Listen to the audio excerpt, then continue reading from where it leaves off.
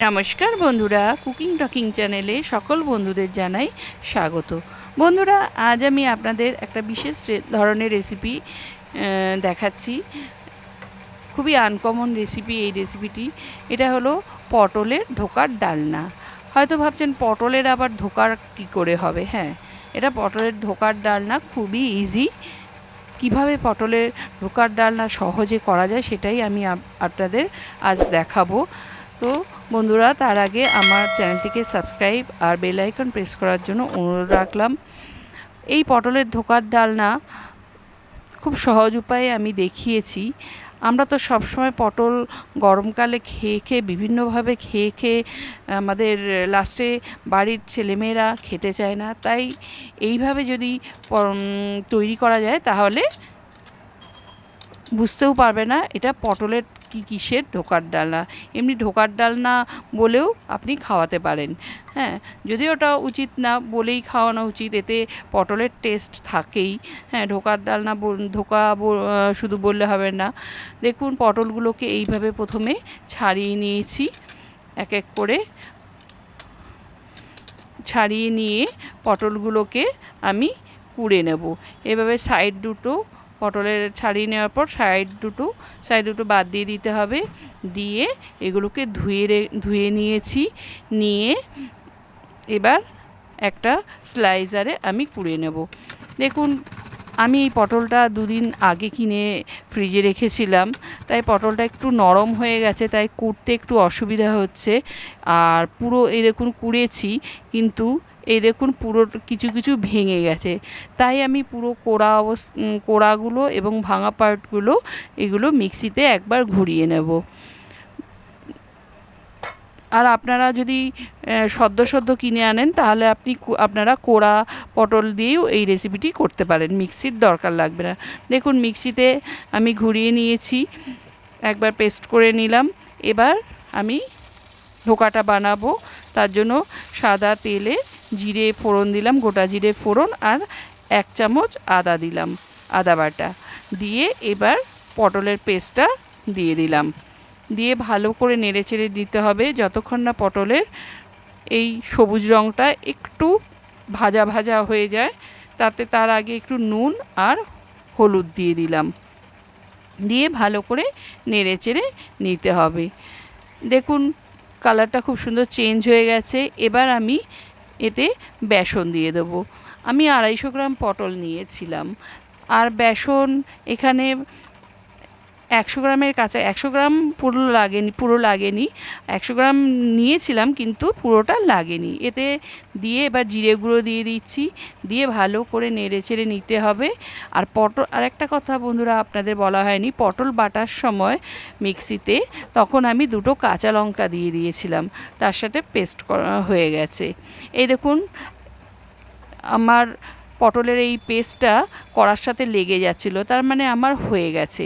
এবার একটা থালাতে তেল মাখিয়ে রেখেছিলাম, রেখে পটলের পেস্ট আর ধোকার যে ইনগ্রিডিয়েন্টসগুলো, মানে ধোকা যে তৈরি করেছি, যেটা পটলের পেস্ট আর বেসন দিয়ে, সেটা আমি এই থালাতে ঠান্ডা করতে দিয়েছিলাম। গরম গরম অবস্থায় কাটা যাবে না, এটা ঠান্ডা করলে ওটা টেনে গেলে কাটতে সুবিধা হয়। আর পিসগুলোও খুব সুন্দর হয়েছে। দেখুন, স্কোয়ার শেপে করে নিয়েছি, নিয়ে আমি ভেজে নিচ্ছি। দেখুন, এত সুন্দর বাইন্ডিং হয়েছে যে তেলে ছাড়লেও ছেড়ে যাচ্ছে না। এটা কোনো আলাদা করে এই পটলের যে ধোকাগুলো আলাদা করে কোনো বেসন গোলা বা ময়দা গোলাতে ডোবাতে হবে না, এটা এমনিই হয়ে যাচ্ছে। খুব সুন্দর ভাজা হয়ে গেছে। এই দেখুন, ভাজা হয়ে গেছে। প্রত্যেকটা কম কম করে ভাজতে হবে, 4 পিস করে আমি ভেজে নিচ্ছি।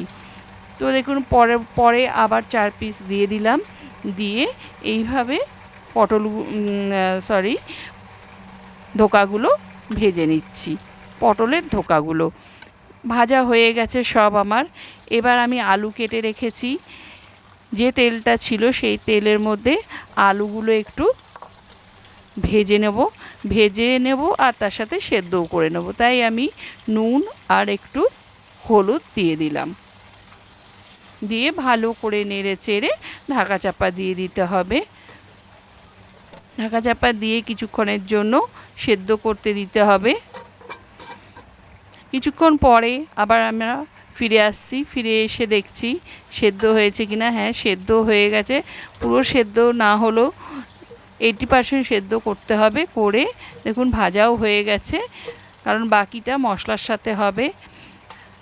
আমি একটা বাটিতে দই, কাশ্মীরি মির্চ, জিরে আর গরম মশলা ভালো করে একটা বাটিতে ফেটিয়ে রেখেছি।